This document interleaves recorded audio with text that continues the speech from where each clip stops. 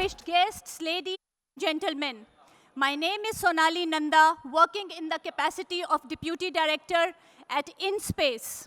It's my privilege to stand here today as we inaugurate the first ever Satcom Summit with IMC 2025. We already have our Minister of Communication, Mr. Jyotir Aditya M. Sindhya, and Dr. Pavan Goenka on the dais. Thank you, sir. We would like to welcome them with the bouquets as a tradition of Indian culture.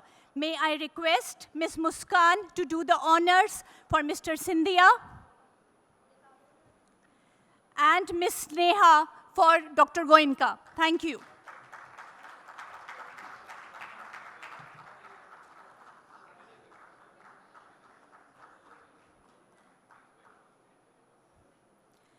Undoubtedly, this is an exceptional moment, bringing satellite communication to the forefront of India's digital and telecom discourse. The theme of this Satcom Summit, Space Network for Universal Connectivity, is very apt. It means the LEO, MEO, and GEO satellites put together would complement terrestrial network so as to enable connectivity for everyone, everywhere, and every time. I request our most distinguished dignitaries on the dais to kindly come forward and inaugurate this very first Satcom Summit at IMC by unveiling the curtains. The curtain, please.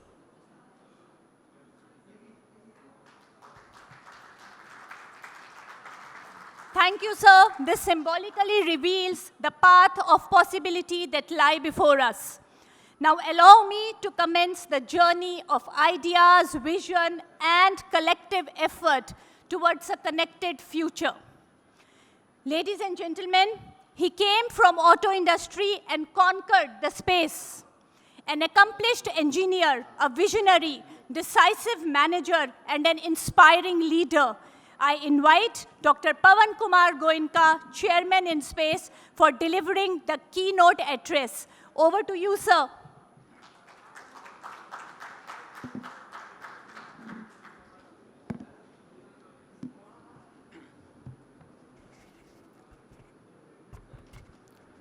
Please discount 75% of what Sonali said. Can you close the door so that there's less noise? Can somebody close the door, please?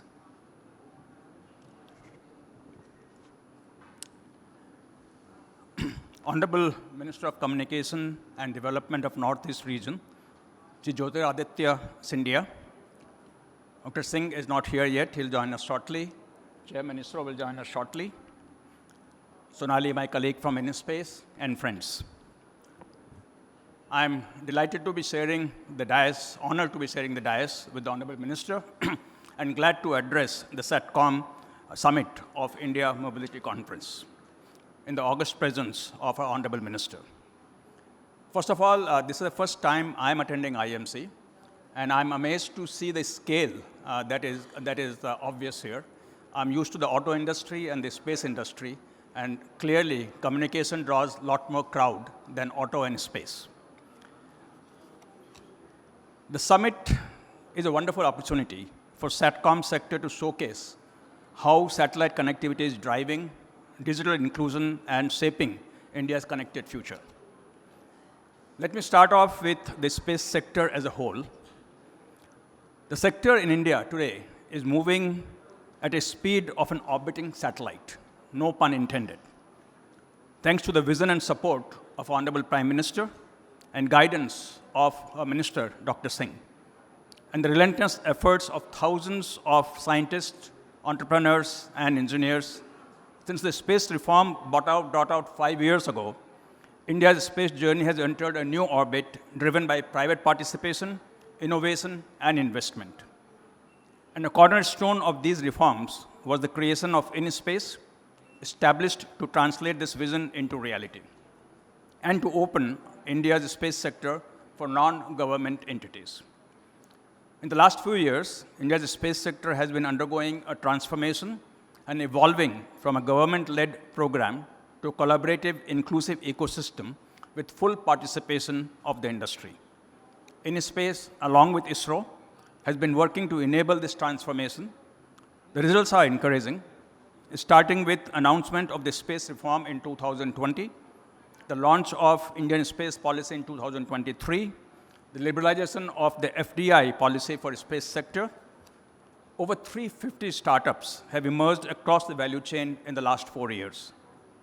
The first suborbital private sector launch by Skyroot, world's first single-piece 3D printed rocket engine, launch of Agniban sorted by Agnikul, satellite launches by Pixel, Dhruva Space, Digantara, Ajista, Tessel, XD-Links, Hex20, Space Kits, and the list goes on.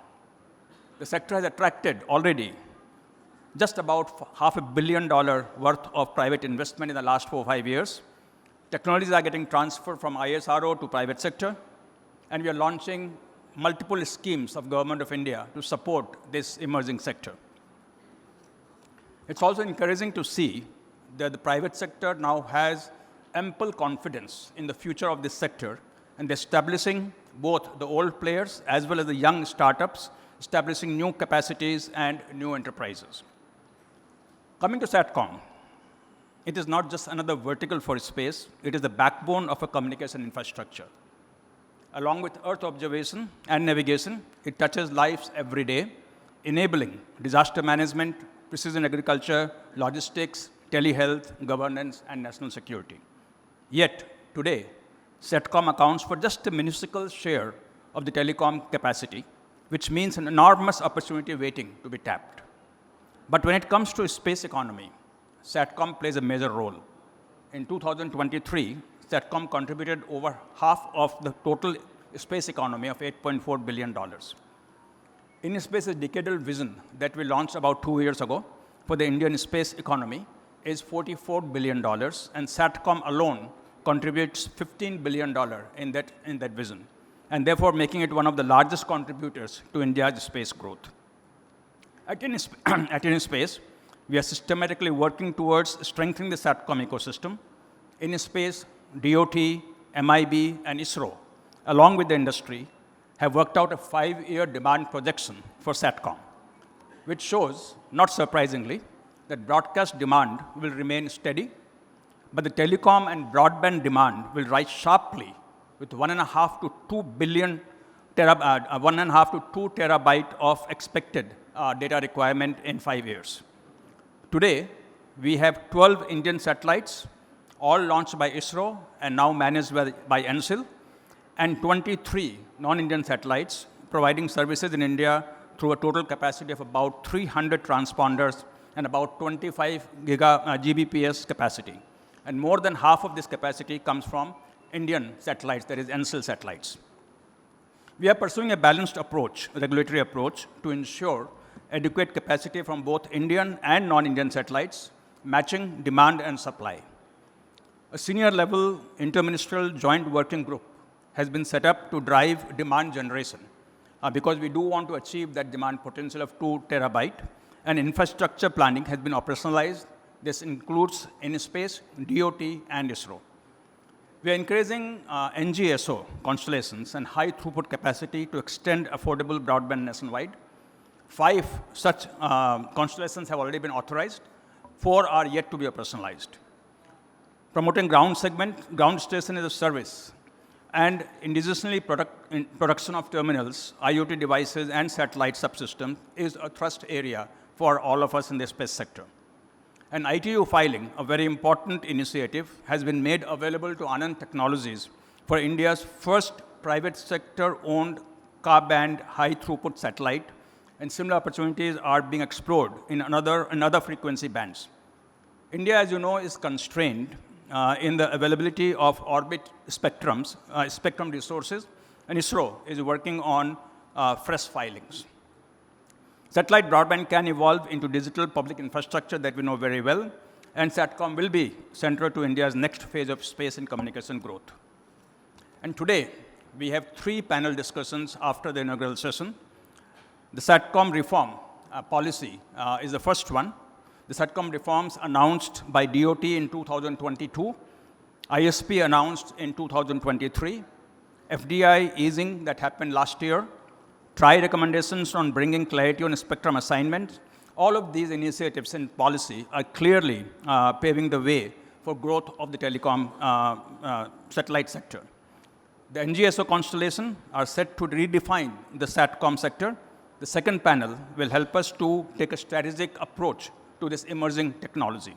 The third panel is perhaps the most important panel to help us understand what the government and industry need to do together to unlock the full potential of Satcom in India.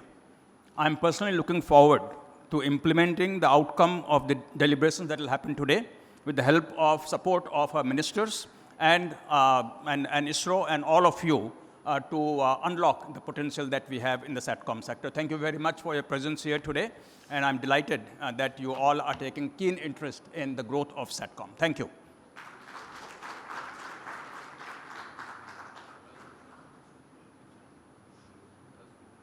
You have provided deep insights into the challenges and path forward for Satcom in India. Thank you, sir.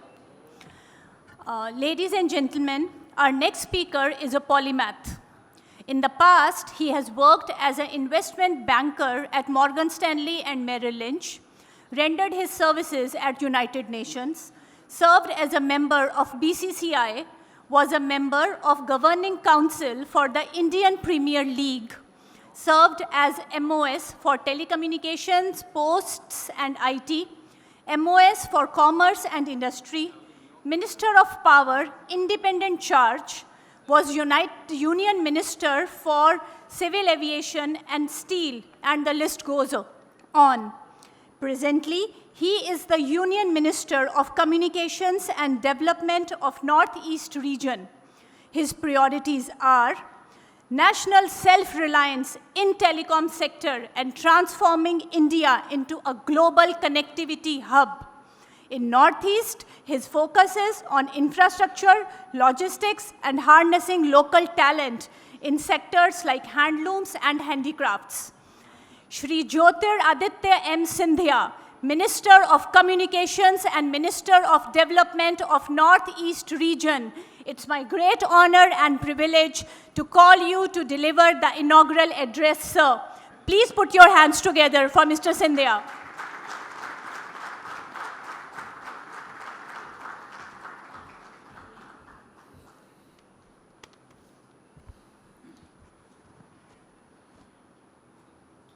So this is the post-lunch session. So we've got to make sure, it's my task, Pavanji has given me the task of making sure that I keep you all riveted and attentive.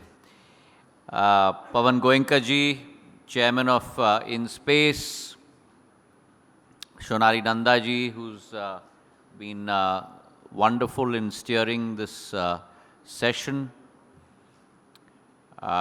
industry leaders present at this summit, academicians, people from entrepreneur sector in the space segment, and ladies and gentlemen. It's my great pleasure to inaugurate the Satcom Summit this afternoon on the theme of Space Networks for Universal Connectivity. Today, we don't gather here for just another conference. We are gathered at the threshold of a revolution that is born in the skies, carried by satellites, but destined to transform lives of humans on the ground. This is not just India's satellite revolution. It's humanity's next great leap. The next great frontier, which is space. When ideas, innovation, and intent converge, they do not create noise. They create harmony. They create a symphony. And today, the summit itself is such a symphony, a grand orchestra of global collaboration, indigenous innovation, and a shared dream to ensure that no human anywhere in the world is left behind. Under the visionary leadership of our Prime Minister, Shri Narendra Modi ji, India has not merely kept pace with the world. We have become the world's pace setter. In less than 2 years, we have connected 99.9% of India's population with 5G connectivity. We deployed close to about 4.8 lakh towers across the nation. Each tower, each district connected was not just an engineering milestone. It was a promise fulfilled. And now as we step into the frontier of satellite communication, I say this with all conviction. India will not only deliver the fastest satellite rollout in the world, but will also redefine what Satcom means for humanity. We've done it before with 5G, the fastest rollout in the world in 20 months, and I promise we will do it again. Satellite communication is no longer today a luxury. It is a right. It is justice in the digital era. It is justice for the farmers in Ladakh who deserve real-time updates. It is justice for the fishermen in Lakshadweep who must access weather warnings to save lives. It is justice for the child in a tribal hamlet in Chhattisgarh who must learn from the best teachers in the nation. It is justice for the doctor in flood-hit Assam who must reach patients when roads have been washed away. Through the Digital Bharat Nidhi, earlier avatar of the USOF, we have embarked on a mission to illuminate 38,260 villages nestled in hills, forests, and deserts with the power of connectivity backed by an investment of 40,000 crores, of which we have already connected close to 29,000 villages, nearly 75% of our grand target. Satcom will complete the story of inclusion, ensuring that no Indian is left behind. Where no infrastructure can reach, that is where Satcom will play its part. This journey is anchored on bold policy reforms. Acting on the recommendation of TRAI, the Government of India introduced administrative allocation of satellite spectrum, an internationally respected practice that facilitates the adoption of new technology, that ensures regulatory harmony across countries, that promotes the equitable sharing of available spectrum reserves. Now, the question that's asked is that why does this matter? Because satellite spectrum knows no borders. It is shared by nature, demanding cooperation, not confrontation. Already, we have granted GMPCS licenses to Bharati OneWeb and GeoSatellite, while Starlink has received a letter of intent. More players, as we speak, are preparing to enter a promising, vibrant Satcom ecosystem. And the opportunity before us is immense. The Indian Satcom market, encompassing both telecom and broadcasting, was valued at close to $4.3 billion last year. By 2033, this market will triple to close to $14.8 billion. This remarkable trajectory is more than a matter of economics. It is destiny unfolding through numbers. To power this vision, we are investing over 900 crores in a national Satcom monitoring facility, an advanced center that will safeguard India's orbital resources, spectrum assets, and ensure that all our gateways across the board serve all India at the same time. It is our ambition, which is crystal clear. India must not emerge as only a beneficiary of satellite services. India must be the hub, an exporter, a trusted partner, and a global leader in this new frontier. With ISRO's unmatched capability and strategic global partnership, this dream is well within our reach. Today, ladies and gentlemen, we stand at the cusp of a new dawn, a moment when India's dreams no longer orbit others, but chart trajectories on their own. From the first glimmer of hope in 1975 with Aryabhatta to the symphonies of rockets and satellites painting pathways across the skies, our journey has been nothing short of extraordinary. Through bold reforms, we have unlocked the gates of private innovation and international collaboration, transforming our space sector into a new showcase for a nation that no longer borrows from others, but leads with ingenuity. Today, with NISAR mission, the first of its kind, India-NASA collaboration, and SpaceX demonstrating our capability to dock, refuel, and service in space, we are not merely participating, we are innovating. Chandrayaan-3 achieved its first ever soft landing near the moon's south pole.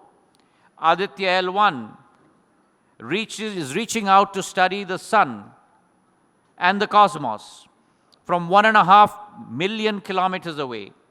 NAV-1C, our indigenously built navigation constellation, all of these showcase the power of India today.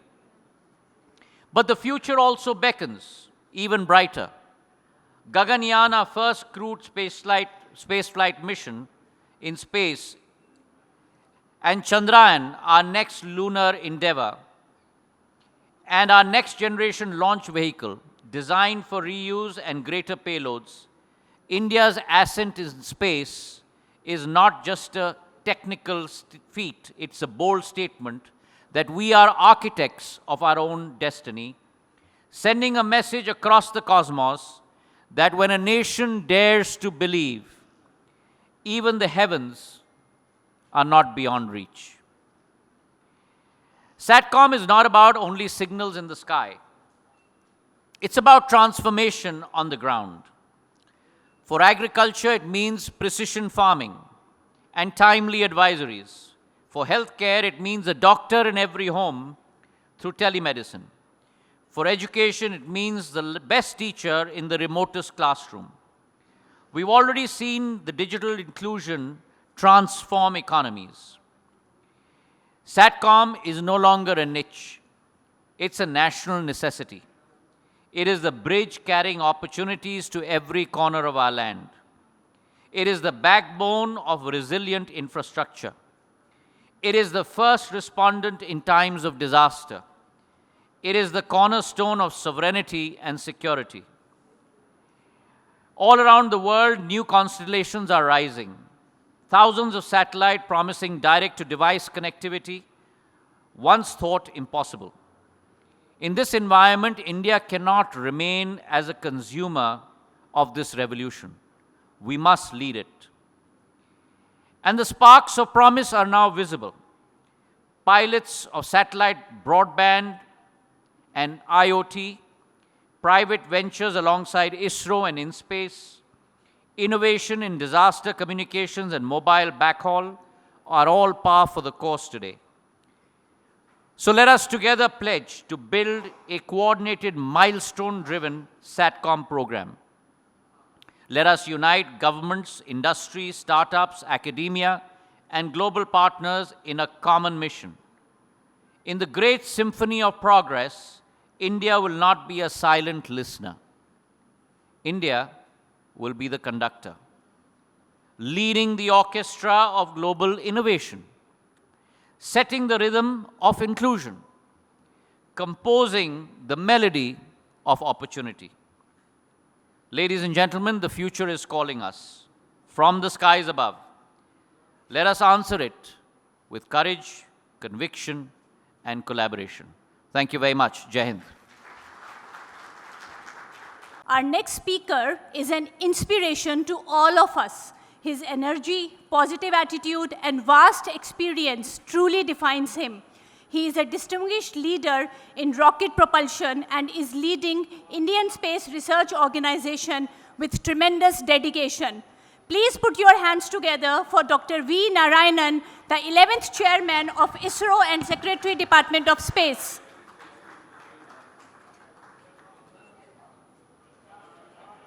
We are honored to receive our Union Minister of State, Dr. Jitendra Singh ji as well.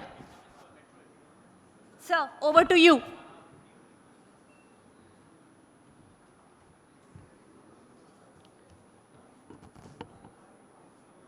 Most respected and distinguished Minister of Communication and Development of Northeastern Region, Sri Yodiraj M. Scindia ji.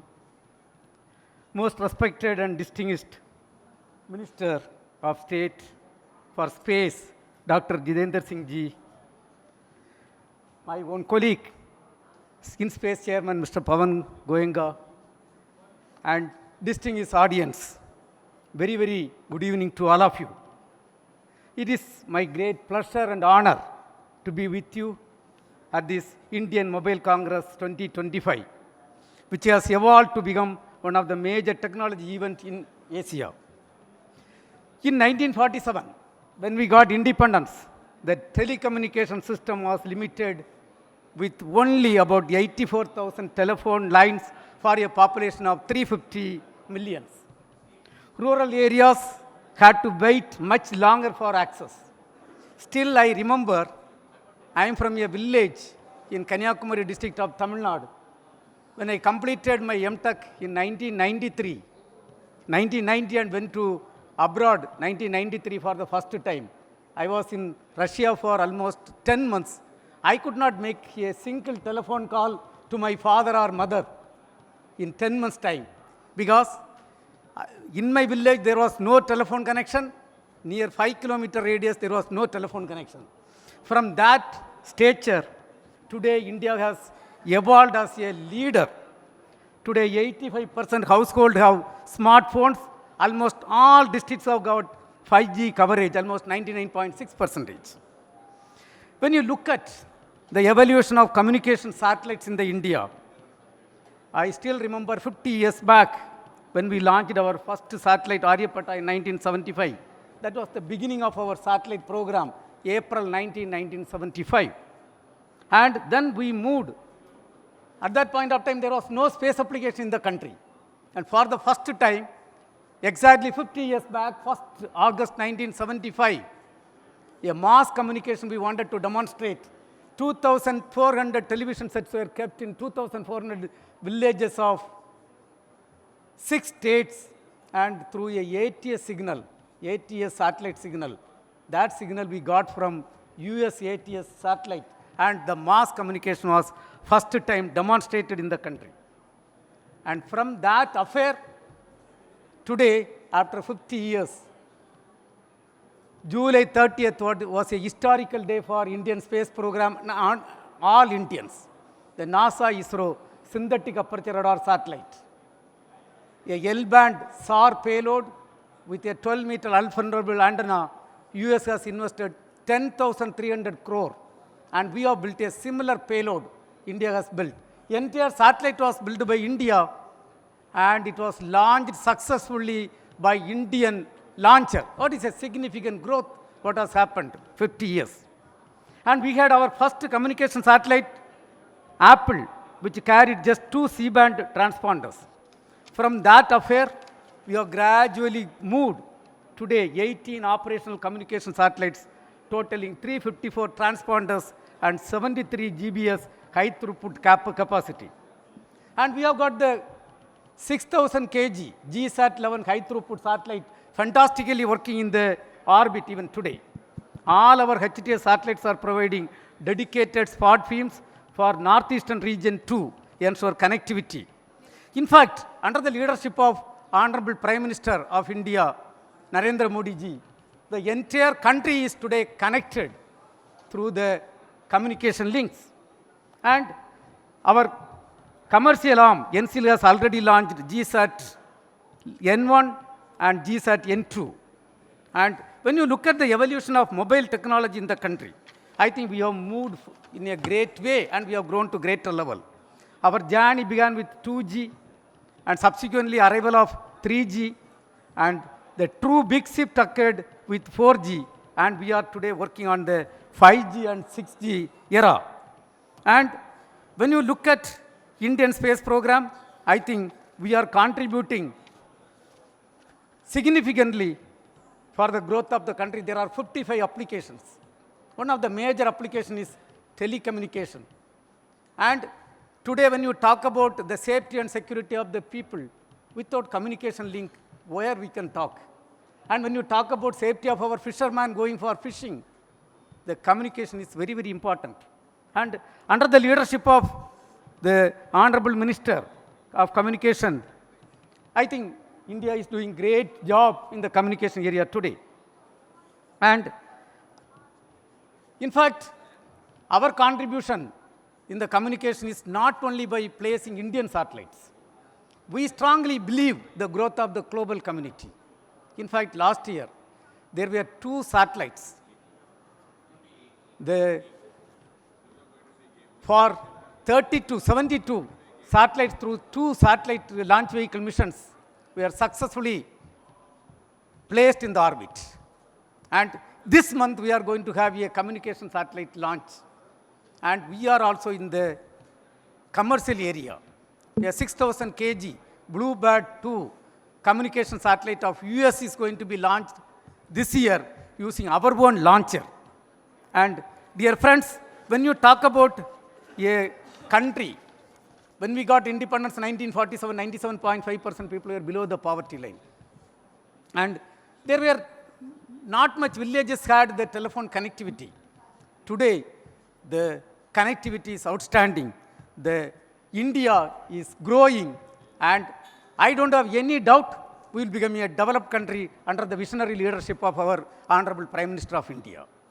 And towards the space program, if you look at space program, is an outstanding, successful program. In fact, 9 places when we started our space program, we used to move our launch vehicle, rather rocket pods in bicycles, old bicycles.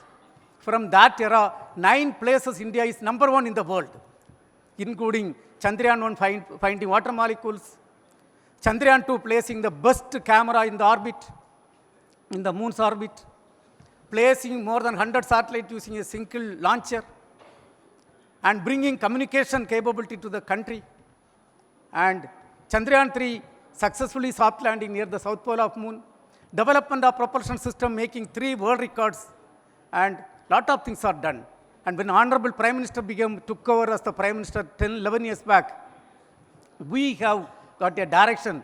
We built a SAR satellite, a communication satellite of 1,000 kg, and successfully placed in the orbit and donated to South Asian countries. And India is a country which strongly believes not only in the happiness of Indian citizens, also working for the global community. On this day, I would like to only say, we are not just building networks.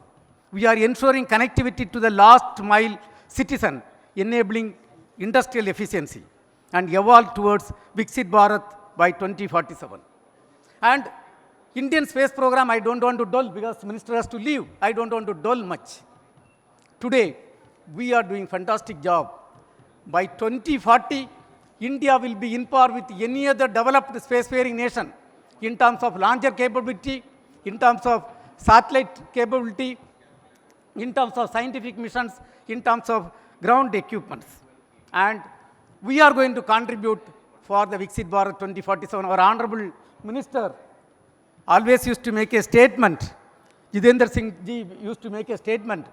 By 2040, based on the direction given by Honorable Prime Minister of India, we are going to have a crewed mission to moon. We are going to land Indians safely on moon and bring them back safely by 2040. And our Honorable Minister's statement I want to quote. He used to say, by 2040, Indian will be on moon with our tricolor, declaring that in another, before 7 years, India will become a developed country. And towards that, every sector has to contribute, and the communication sector, without proper communication, even we cannot have a peaceful family life. you will all agree with me. And the communication sector is really growing in a great way.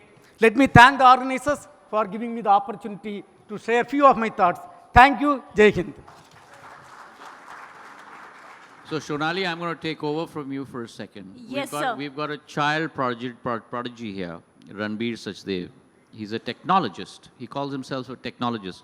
So I just want Ranbir to give us his guidance on Satcom and what it holds for the future of our country. So Ranbir, over to you. Thank you so much. So I think satellites are just complementary to telecom, and I love how they're connecting the unconnected to the internet and the digital revolution.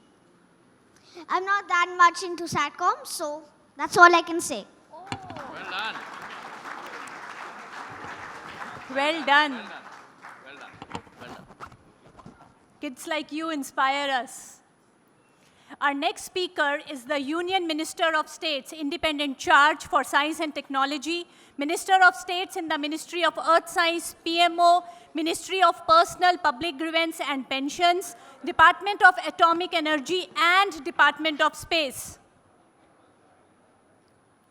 Not only a seasoned political leader, he is also a renowned physician. It's my great honor to call upon Dr. Jitendra Singh Ji to deliver the special address. Welcome, sir.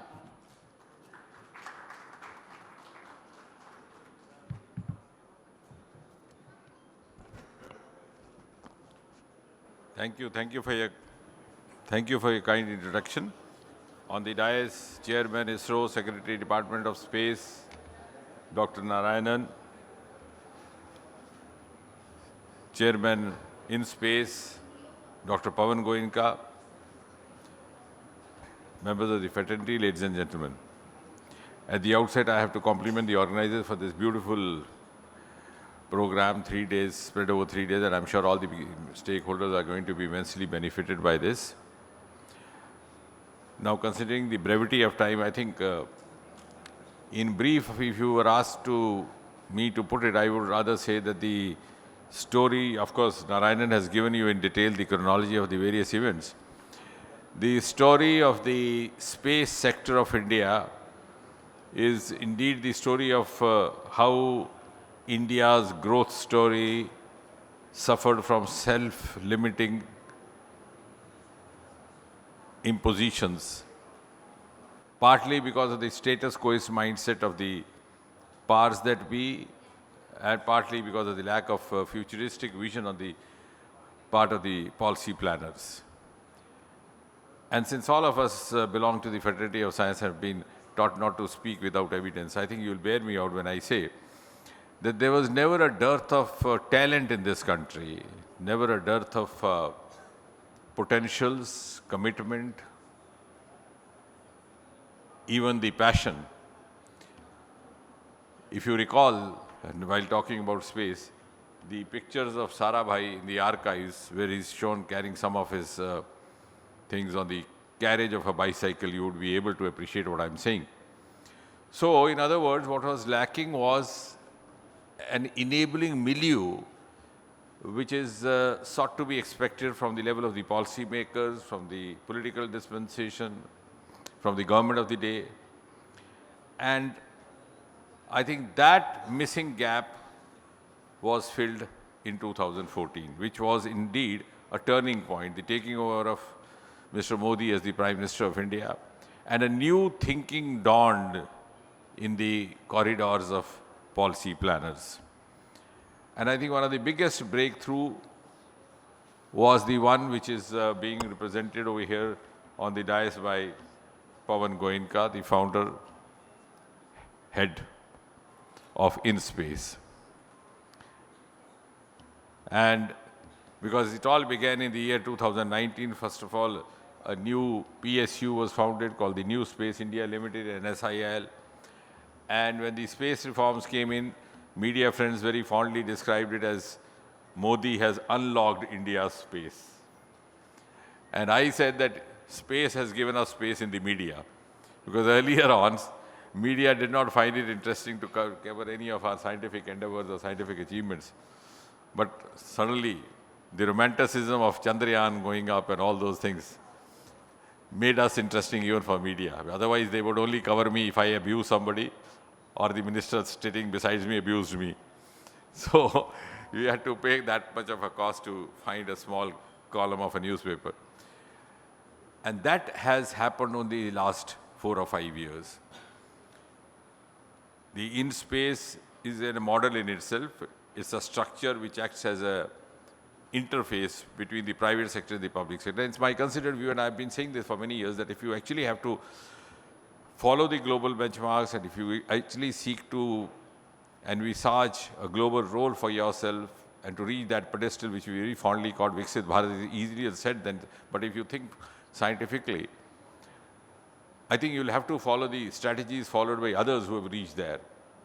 You have to follow the global strategies. And the global strategies demand that the private sector has to be as much a partner, rather a larger partner than the public sector. And that started happening. And in order to make it in a more structured, organized manner, we had a model in the form of InSpace, which I'm sure is something which could be emulated even by the other sectors. We in fact have one like this in the biotechnology called BioRec, which has also gained tremendous popularity in a very short span of time. And the space policy formally came out in 2023, and just in a few years, the results are miraculous. About, I think, half a decade back, we were just single digits space startup. Today, we have around 300 or more, and some of them world potential, and some of them turned into lucrative entrepreneurs. I think I'm seeing one of them over there. So you owe it to them. So this is the change that has happened in just half a decade. So you can see how much of talent, how much of potential was waiting to happen in this country. But we were possibly prisoners of a mindset. And our space economy was almost dismal. Today is more than $8 billion US, and if we proceed like this in the fast track that we are, the projections indicate that in next than 7-8 years, we'll be going about 5 times higher. That is about 40 or 45 billion US dollar, which is again a huge jump, rather a quantum jump. We were lending our launching pads for foreign satellites, but the enthusiasm was lacking and was just happening in the course of time. And there's been a huge push. I'll try to substantiate when I say that the total number of foreign satellites launched till now from Sriharikota is 433, out of which as many as 398, which means more than 90% have been launched only after 2014. So this means there was some missing link which was preventing this from happening. And we have so far earned as many as 292 million euros and 172 million US dollars from these launchings. So on the one hand, the budget was increased because science departments always complained of not getting enough attention during the composition of the budget. And each of these streams of the science department and science ministry gained a hike. For example, the space department, the budget was just about 5,615 crore in 2013-14. This year it was 13,416 crore. It sounds more fanciful when I say that the hike is 139%, because that makes a headline. So 139% of hike. But at the same time, as I said, no government, whichever the political party, can do enough. And I think we also have to give up our habit to depend on the government. That's precisely I was also saying the other day to the industry leaders. We compare ourselves to NASA, but they hardly have time to roam around in the corridors of Secretariat. There's so many other things to do. They have such a self-sustained ecosystem. So while the budget was hiked, of course, which was government's contribution, at the same time, it was left open to the private sector in a huge manner. And the result of this was that we have so far, of course, launched 458 satellites, but as Narayana was saying, which has given us an esteem and also acknowledgement in the world arena is some of our achievements or some of our the demonstration of the capacities which actually have turned the perception about India across the world. We are no longer a follower now, rather we can we can leave cues for others to follow. So India is no longer a follower, but she beckons others to follow her. For example, I was saying that in a lighter way the other day, the first human being to land on the surface of moon was Neil Armstrong, the American, in 1969. And he had a small stall over there and made that famous statement, which is recalled even till today. One small step for man, giant step for mankind. So the other day I was telling some of the friends, I said he had a stall, went around, but he could not see the presence of water.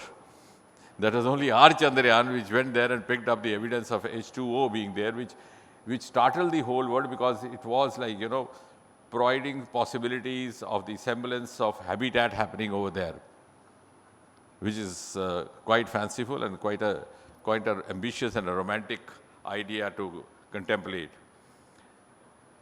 And then, of course, this year turned in a very providential manner. 2024 ended with SpaceX, our first foray into docking, and 2025 began with NAVIC, US satellite, the 100th launch, which has got to do with this today's theme as well.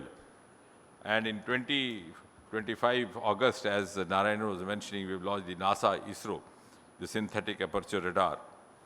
And of course, what is being very much talked about is our voyage to the International Space Station, which actually happened incidentally, rather, to be very frank, because all these 4 guys were being trained for Gaganyaan, which is yet to happen in between. But what is important there is that the offer to join that voyage came from that side. When Prime Minister Modi was on a visit to DC and was having bilaterals with President Biden, the decision came from the other side that we could have somebody from India as well, which means they valued India's talent now. So India has come of age as far as space sector is concerned. And again, what is also very significant is that the most crucial part was assigned to Subhashu. The experiments, the 6 sets of experiments, which I'm proud they also were provided by us by the Department of Biotechnology, 2 of them to the life sciences, the myogenesis and the effect of the electronic gadgets on the faculty, and the others were dedicated to the plant genes, plant genomes, etc. And there again, while the experiments have been conducted by an Indian, the results are being analyzed, but the benefits would be available to the entire mankind, which other word means that this is also one of the earliest examples of Vishwa Bandhu Bharat, which Prime Minister keeps reiterating. So we have performed something which is going to benefit the entire mankind. And therefore, as far as the communication concerned, I think Satcom represents the future of the universal connectivity, particularly at a time when more than 70% of India's new ATMs have been set up in the rural areas. And I'm glad that here also we had not have the inhibition to involve the private sector. The Starlink's 5-year permit, ISRO launching 36 private satellites on 2 occasions, which amounts to about 72. NAVIC, as I mentioned. So there was some kind of a reservation, shall I say, skepticism, both sides, private sector and public sector. And to sound a little impolite, the public sector always thought of the private sector as a bunch of grabbers, fleecers, black marketeers. And the private sector always thought of these guys, the public sector, as a gang of bribe takers, etc. So when I first mooted this suggestion, I said, look here, the easiest example that comes to my mind is that of a bus. When you travel in a bus, you don't know who is sitting next to you, a saint or a sadhu. But suddenly the bus breaks down and the driver says, look here, gentlemen and gentleladies, all of you get down. You try to push the vehicle and only I'll be seated in the driver's seat. And then you don't tell the person next, look here, you are a devil, you don't put your might. You want everyone to put his or her might to the maximum extent, because your immediate concern that time is that the bus should be back on track and you should be reaching your destination. So if we have to actually reach the destination 2047, I think we have to learn to live with each other, learn to also learn good practices, and also learn not to learn the bad practices of each other. So it's such a challenge both as an opportunity. And before I end, because this is a small ceremonial talk, I think one issue I would take the opportunity to address, because we have all the stakeholders concerned. Sometimes some of the cynics say, what are you going to do by throwing up the rockets into the space or in the moon. So I think the immediate response would be, of course, our space ventures are so cost effective, they hardly involve any budget. Like Chandrayaan, just about 600 crore. And do you know, I'm also looking after the special Swachhata campaign, a dedicated 1 month campaign which we rolled out in 2021. This is the 5th one. In just last 4 years, we have earned 3,300 crore just by disposing of scrap, electronic scrap.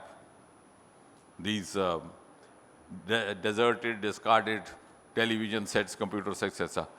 So from that scrap itself, what we have sold, we could actually launch more than 5 Chandrayaans. So we've been very cost effective. And the entire cost that was paid even for this voyage, the International Space Station, was just about 500 crore or more. And the second part is that India is unique in the sense that it has given to the world a model of extra rocket applications, which could have happened only in India. We talk in the terms of space missions, in terms of rockets, because it sounds romantic. Because it gives me some amount of kick talking about this, and it gives you also some amount of interest to watch me what I am saying. But the actual matter of fact, particularly in the Indian context, is that more than 70% of our space technology is dedicated to infrastructure, dedicated to development, dedicated to the task of bringing ease of living. For example, we have some of the global success stories like Gati Shakti portal, which is a GIS technology portal with 200 layers, integrating infrastructure, monitoring, coordinating. That hastens your speed, also saves the cost of construction.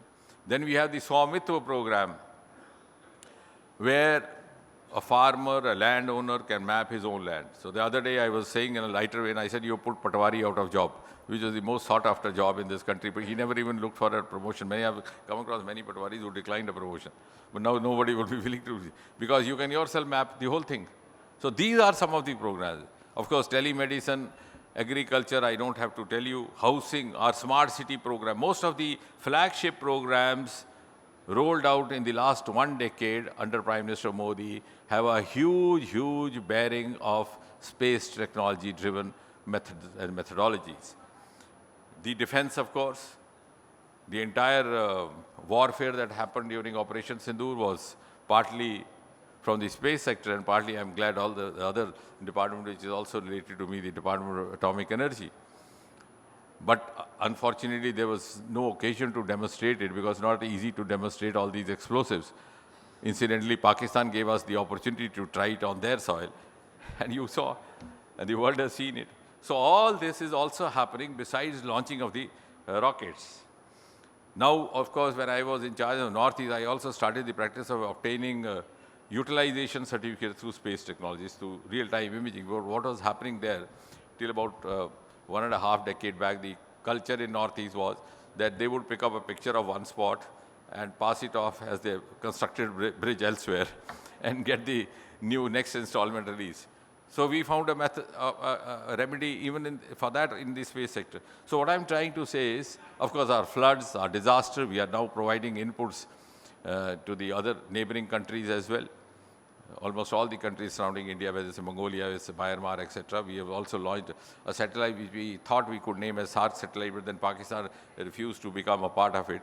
That was in 2016, which incorporates all the surrounding countries and provides inputs to them for disaster, etc. So what I'm trying to say is that 70% almost of the space technology applications in India are being used or utilized outside the domain of just launching.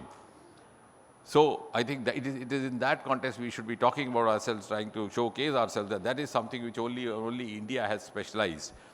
And even as far as the launching pads is concerned, it is this government which is started the task of bringing up a second launching site in Sriharikota, which we had one in 90s, then another one after 20 years now.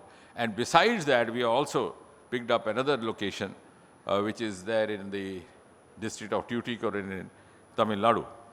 And therefore, I think I would just conclude by saying that India's space sector has earned for India an enduring space in the world arena. Thank you, ladies and gentlemen.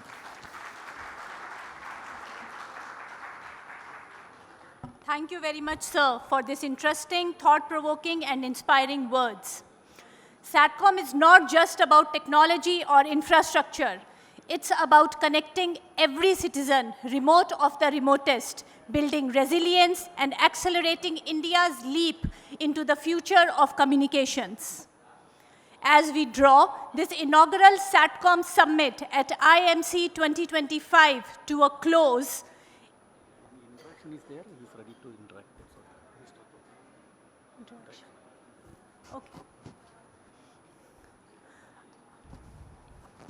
As we draw this inaugural Satcom Summit to a close, it is my privilege to propose the vote of thanks. Before that, if any interaction with the minister is required, we may do so. Yes, please, take the mic. Sir, he has a question.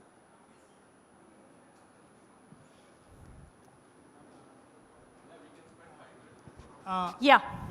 Namaskar. I am Dr. Jagdish Shivhare, professor and ex-scientist ISRO. Sir, my question, how is the present space policy in India different than global in terms of implement strategy and challenges?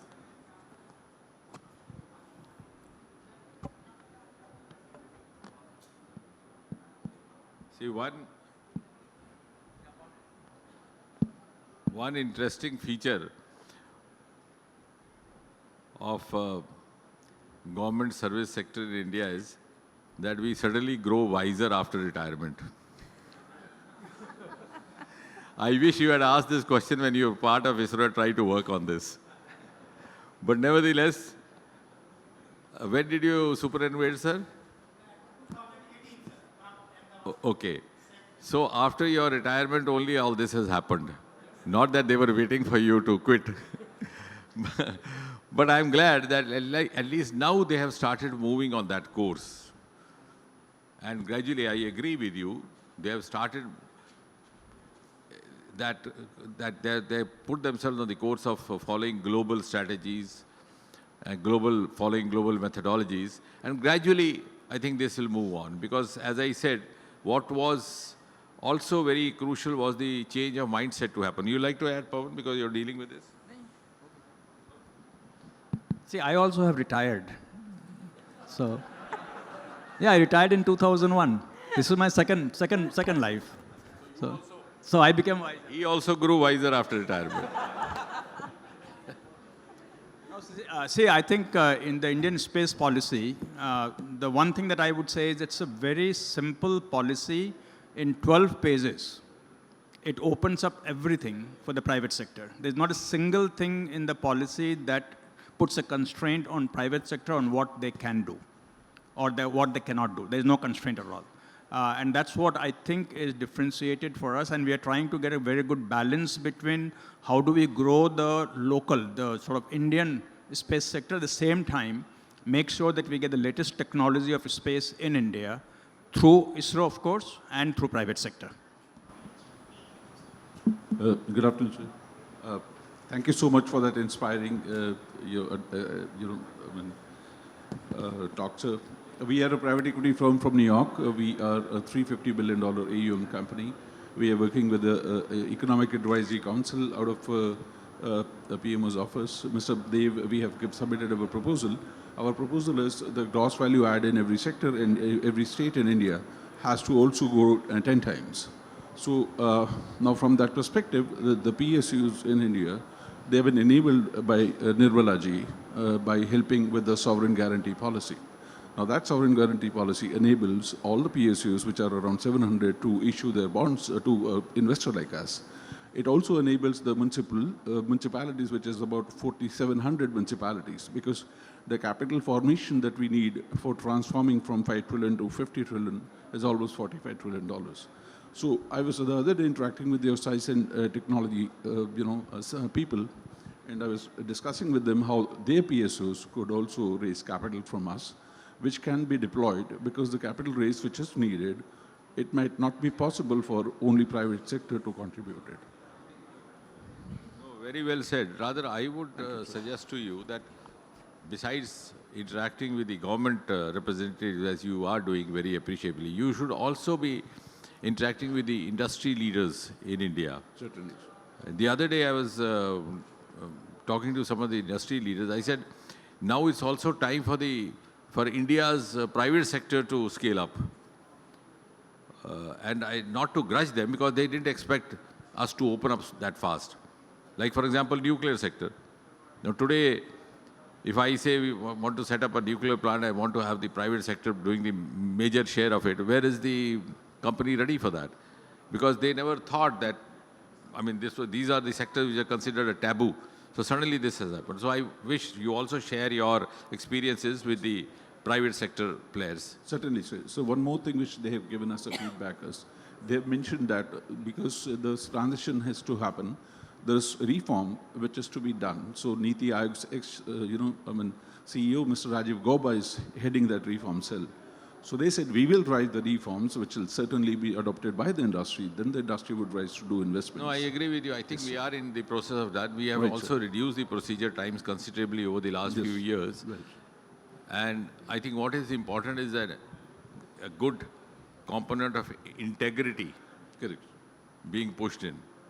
So that on account of integrity reasons, the procedures don't get delayed. So I don't have to spell that more than that. And last point is, sir, the cost of capital that we are I'm bringing. sorry, but we are shooting up the time. I'm very sorry to cut this conversation. We can have it later. So let me propose the vote of thanks, maybe in a while. Let's just close the session because we have panel discussions. So ladies and gentlemen, please join me in thanking our keynote speaker, Dr. Pavan Goenka, and our another speaker, Dr. V. Narayanan. Thank you, sir, for sharing the insightful understanding of the present and foresight on the future of space ecosystem in India. Honorable Dr. Jitendra Singh Ji, our esteemed special addressee speaker, thank you, sir, for your insights, your encouragement, and consistent support for all space activities. He is truly the guiding force behind India's space ambitions. A heartfelt gratitude to Mr. Sindhya Ji, though he is not there, but his presence in the summit was lightening and enlightening for all of us.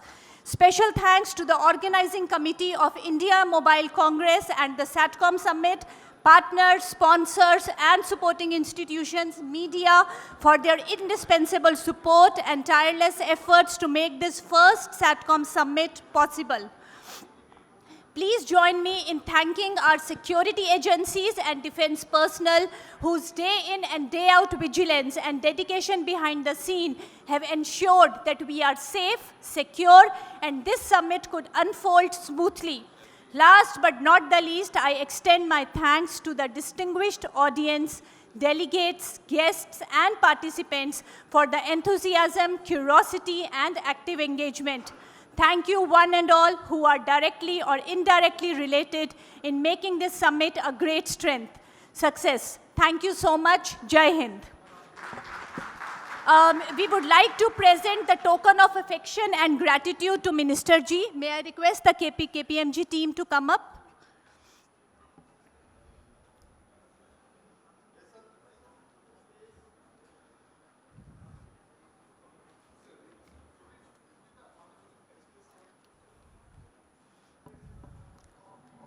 Can we have a big round of applause, please?